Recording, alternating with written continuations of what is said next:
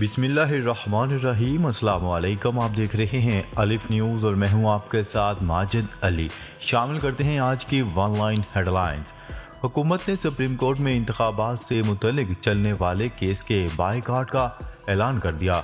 वज़ीर दाखिला राना सनाउल्लाह ने निजी टीवी चैनल के एक प्रोग्राम में गुफ्तगू करते हुए कहा कि हुकूमत इंतखाबात से मुतल्लिक केस की अदालती कार्रवाई का हिस्सा नहीं बनेगी।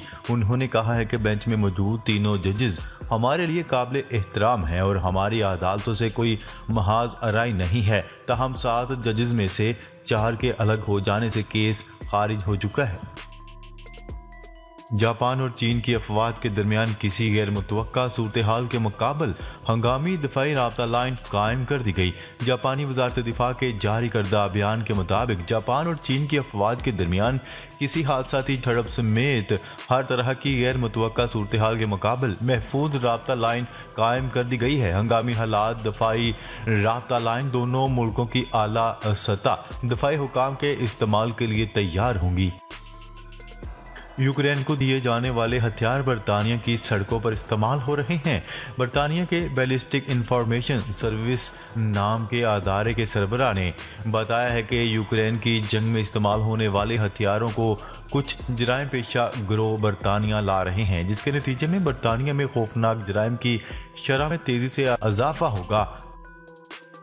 भारत की दफाई बरामदात में 10 गुना बड़ा इजाफा। सालाना फरोख्त 15,000 करोड़ रुपए से तजावज़ कर गई। भारत के वजीर दिफा राजनाथ सिंह का कहना है कि 2022-23 के माली साल में भारत ने बैरून मुल्क 15,920 करोड़ रुपए का दफाई साजो सामान फरोख्त किया। न्यूज़ रिपोर्ट के मुताबिक राजनाथ सिंह का कहना था कि भारत की दफाई बरामदात माली साल 2022-23 में तारीख की बुलंद तरीन शरह पर रही, जो कि 15,920 करोड़ रुपए थी। भारत के वजीर दिफा के मुताबिक भारतीय जनता पार्टी की हुकूमत के गुज़िश्ता 6 सालों में दफाई साजो सामान की बरामदात में 10 गुना इजाफा हुआ। मुल्क में मोबाइल फ़ोन तैयार करने वाले तमाम यूनिट्स बंद, हज़ारों नौकरियां दाव पर। मुल्क में मोबाइल फ़ोन तैयार करने वाले तमाम यूनिट्स बंद कर दिए गए हैं, जिससे हज़ारों लोगों के रोज़गार ख़तरे में पड़ गए। गैर मुल्की ब्रांड के 3 यूनिट समेत मुल्क के तकरीबन तमाम 30 मोबाइल फ़ोन असेंबली यूनिट्स बंद हो चुके हैं। मैन्युफैक्चरर्स कहते हैं दरामदी पाबंदियों के सबब इनके पास खाम माल ख़त्म हो गया है, जिससे तकरीबन 20,000 मुलाजमीन का मुस्तकबिल दाव पर लग चुका है। पंजराबाद खोल दिया गया। सड़क के रास्ते पाक चीन तजारत 3 साल बाद बहाल। पाकिस्तान और पड़ोसी मुल्क चीन के दरमियान अहम तजारती शहरा खंजराबाद को 3 साल के वक्फे के बाद दोबारा खोल दिया गया। पाकिस्तान की सरकारी खबरसां एजेंसी की रिपोर्ट के मुताबिक खंजराबाद को कोरोना की वबा के बायस तकरीबन 3 साल की बंदिश के बाद दोबारा खोल दिया गया है। गिलगित बल्तिस्तान को चीन के सूबा सिंकियानग से जोड़ने वाला ये रास्ता सन 2020 में कोविड-19 फैलने के बाद बंद कर दिया गया था। शुमाली कोरिया के रहनुमा किम जोंग उन की बहन का यूक्रेन पर जोहरी अज़ाइम रखने का इल्ज़ाम। किम जोंग उन की बहन ने यूक्रेन पर जोहरी हथियारों का मुतालबा करने का इल्ज़ाम आयद किया। शुमाली कोरिया के सरकारी मीडिया के मुताबिक किम जोंग उन की बहन का कहना था कि इस तरह की दरख्वास्त सदर व्लादिमीर ज़ेलेंस्की के दफ्तर की जानिब से सियासी साजिश हो सकती है, लेकिन उन्होंने इस दावे के हक में कोई सबूत फराहम नहीं किया। गुज़िश्ता हफ्ते रूसी सदर व्लादिमीर पुतिन ने यह ऐलान किया था कि मॉस्को बेलारूस में टैक्टिकल जोहरी हथियार नस्ब करने का इरादा रखता है। पाकिस्तान के सियासी व माशी बहरान की बैनुल अक़वामी मीडिया में गूंज। मौजूदा सूरत हाल में पाकिस्तान पर सियासी व माशी गैर यकीनी के बादल छाए हुए हैं। सियासी अदम इस्तेहकाम अपने अरूज पर पहुंच चुका है। इन बातों का इदराक पूरी दुनिया को है और वो इस पर गहरी निगाह रखे हुए हैं, और नहीं मालूम तो हमारी शराफी है जिसे इसकी शायद परवाह ही नहीं। इस हवाले से अमेरिकी न्यूज़ चैनल CNN ने एक रिपोर्ट नशर की, जिसमें बताया गया कि पाकिस्तानी हुक्मरान और अपोजिशन का वो रहनुमा जो इन्हें इक़्तिदार से हटाना चाहता है एक दूसरे के साथ सियासी दाव लगा रहे हैं, जिससे बड़ा नुकसान अवाम की नफ्सियात को पहुंच रहा है और बहुत से लोग अफरा तफरी की इस सूरत हाल से थक चुके हैं।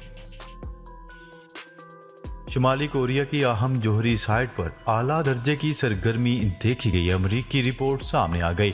अमरीकी थिंक टैंक ने अपनी रिपोर्ट में दावा किया है कि शुमाली कोरिया की अहम जोहरी साइट पर आला दर्जे की सरगर्मी देखी गई है। अमरीकी रिपोर्ट के मुताबिक सैटेलाइट इमेजेस से शुमाली कोरिया के जोहरी साइट पर सरगर्मियां देखी गई हैं। रिपोर्ट में कहा गया है कि शुमाली कोरिया की जोहरी साइट पर सरगर्मी 3 और 17 मार्च के सैटेलाइट इमेजेस में देखी गई है। अमरीकी रिपोर्ट के मुताबिक शुमाली कोरिया के सरबराह किम जोंग उन ने कुछ दिनों पहले बम फ्यूल की प्रोडक्शन बढ़ाने के अहकाम जारी किए थे।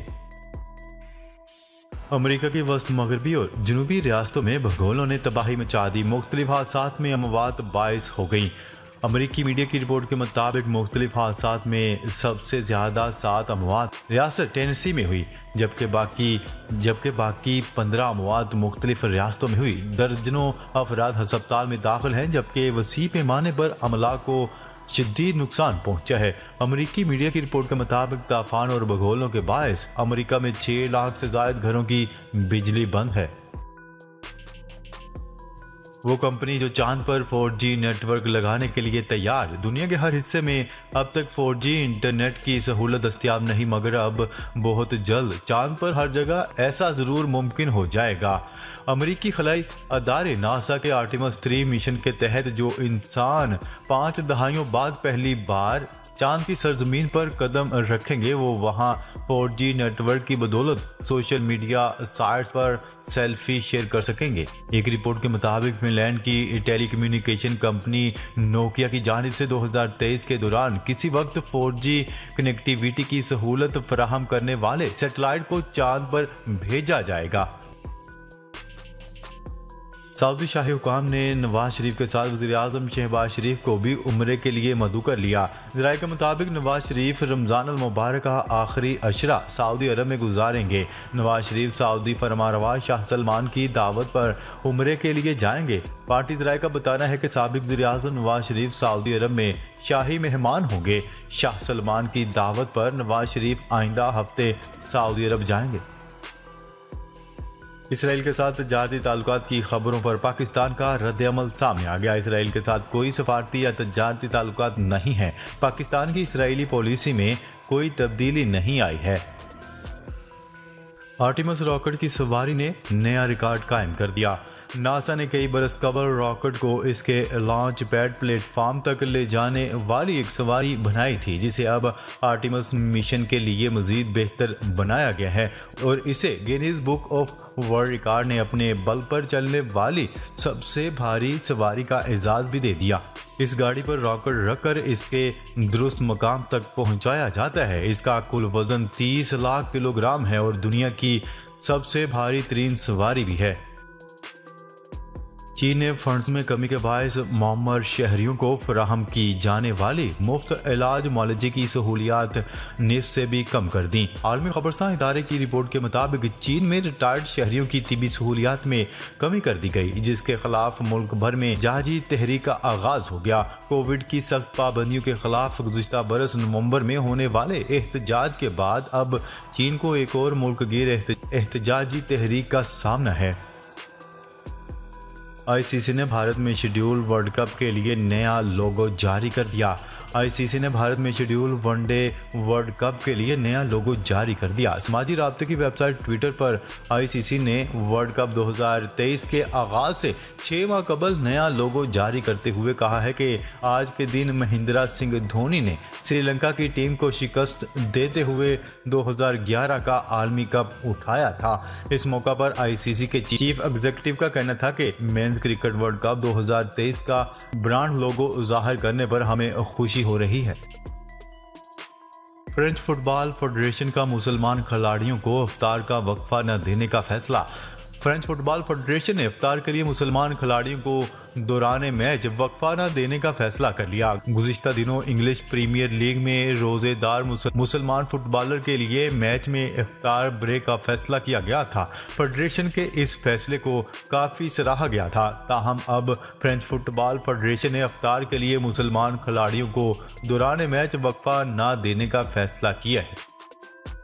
मुल्क भर में मजीद बारिशों की पेशगोई। मुल्क के बेशतर अजला में गरज चमक के साथ बारिशों का इम्कान, जबकि बाज़ मकामात पर ज़ाला बारी भी हो सकती है। महकमा मौसमियात ने आइंदा 2 रोज़ के दौरान मुल्क के बेशतर इलाकों में मजीद बारिश का इम्कान जाहिर कर दिया, जबकि दिन के औकात में मौसम खुश्क और मतला जुज़वी अबर आलूद रहेगा।